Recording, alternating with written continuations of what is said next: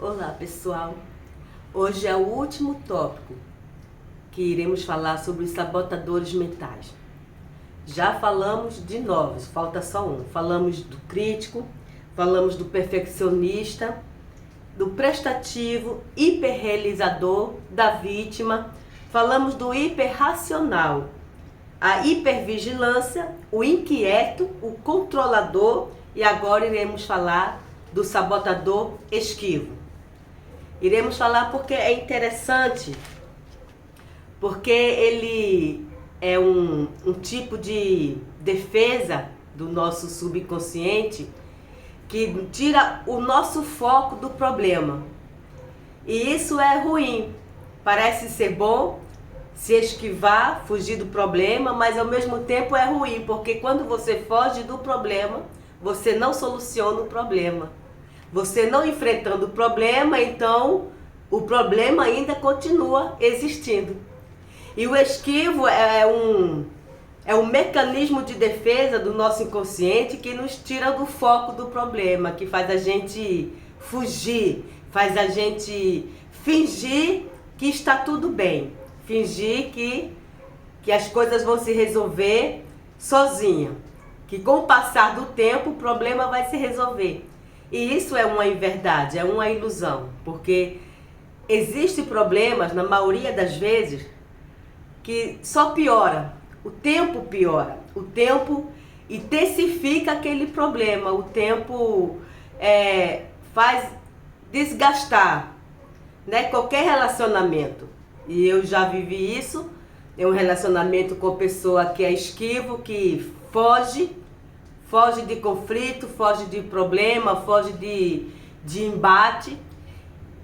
E é ruim porque a gente não sabe assim como agir, a gente não sabe o que fazer, né? Tá sempre querendo solucionar, tá sempre mostrando onde está errado, o que está acontecendo, e a pessoa calada, não fala nada, não responde nada, não procura uma solução, não indica nenhuma solução para a situação.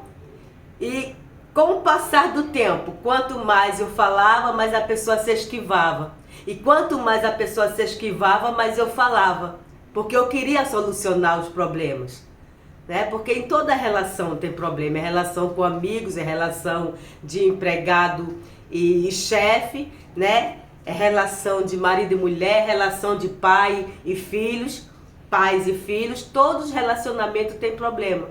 Agora o que temos que fazer é parar para resolver. E o diálogo é a melhor saída. O diálogo é a porta da solução, né? Quando você escuta o outro, não para ter uma resposta na ponta da língua para ele, mas para entender a situação dele. Quando você se coloca no lugar dele, que é a empatia, então vocês abrem uma porta para que o diálogo aconteça.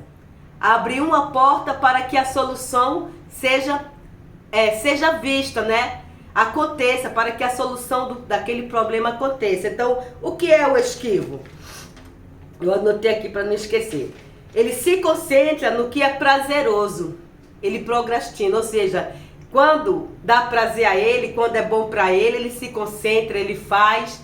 Mas quando é aquilo que não é legal para ele, mesmo precisando fazer, ele foge. Ele finge de morto, ele se esquiva, né? Por isso que a palavra é esquivo, porque ele simplesmente se esquiva. Escorrega igual sabonete molhado. Finge estar tudo bem para evitar tensão. Finge estar bem. Às vezes a pessoa na família está fingindo estar tudo bem, não fala sobre o problema, não fala sobre nada, mas está sempre colocando para baixo do tapete. Está sempre adiando um diálogo, está sempre adiando um embate, está sempre adiando a busca da solução do problema. Se finge de morto esperando o problema desaparecer, foi o que eu falei no início, né? A pessoa finge que não existe o problema para achando assim, acreditando que o problema vai sanar.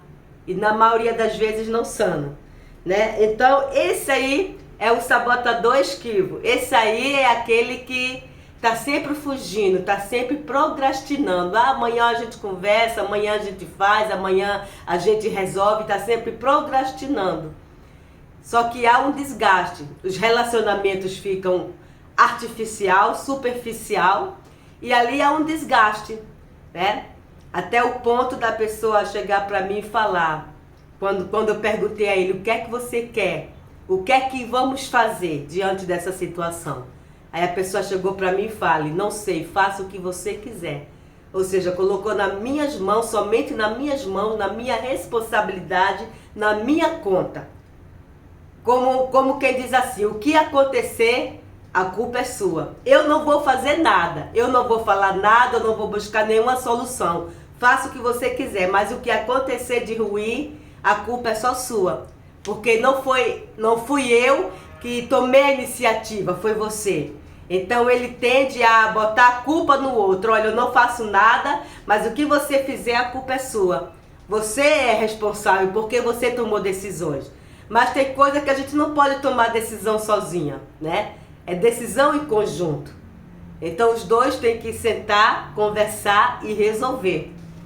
É isso aí, gente. Eu espero que vocês tenham gostado, espero que vocês tenham anotado todos esses comportamentos sabotadores, porque no fundo eles são do nosso inconsciente, mecanismo de defesa, né, para fuga. Ele faz de uma forma para que a gente não corra perigo, para que a gente não se arrisque, porque o nosso cérebro ele não gosta de se arriscar, ele gosta do que já é conhecido, ele não gosta do novo, ele não gosta de se aventurar, de fazer coisas diferentes. Então ele fica naquele padrão de comportamento da nossa criação, dos nossos pais, da nossa cultura, da comunidade, da sociedade. Ele fica no padrão de comportamento. E isso nos prejudica, porque muitas vezes precisamos tomar atitude, precisamos sair do vitimismo e ser corajoso. Então eu me identifiquei com vários com vários sabotadores. Claro que existe um grau, né, de maior grau, de menor grau. Eu me identifiquei. E como é que eu me identifiquei? Primeiro, me autoconhecendo. É o primeiro passo, eu sempre falo aqui, conhece-te a ti mesmo. E uma das maneiras, existem duas maneiras de se autoconhecer. Você ouvindo o que os outros falam sobre você, as deixas que as pessoas falam, né? O feedback que as pessoas dão, olha, você é assim, você está controlando, você está sendo muito medrosa, você está sendo vitimista, né? Você está sendo muito controlador. Isso é o feedback que as pessoas dão sobre você.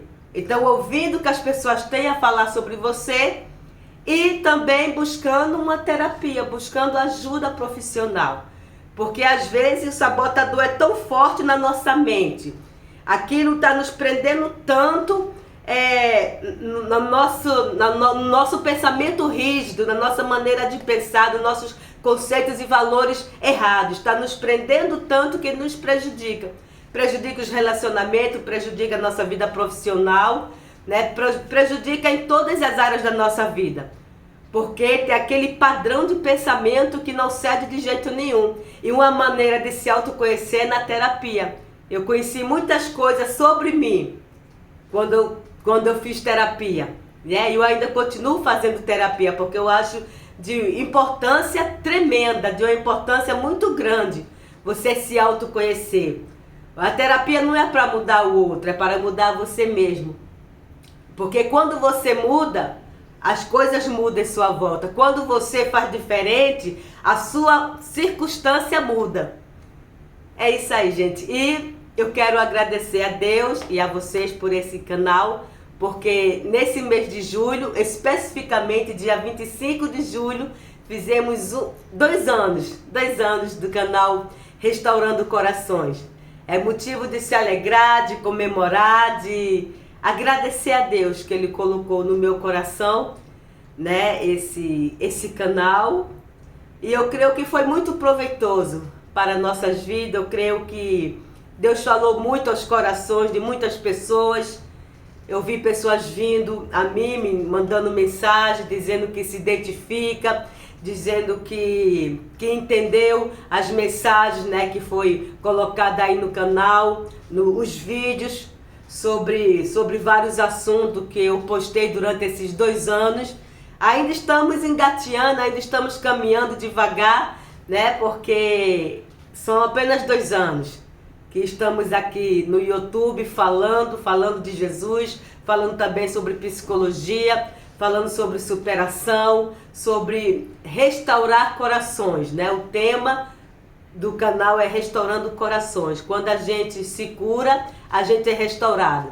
Quando a gente se autoconhece, a gente é restaurado. Quando a gente busca uma mudança na nossa vida, na nossa maneira de pensar, na nossa maneira de agir, o nosso coração é restaurado também. E Deus tem várias formas de restaurar o nosso coração. Às vezes Ele vem com um milagre, com sua mão poderosa, de forma sobrenatural e nos cura, como já aconteceu.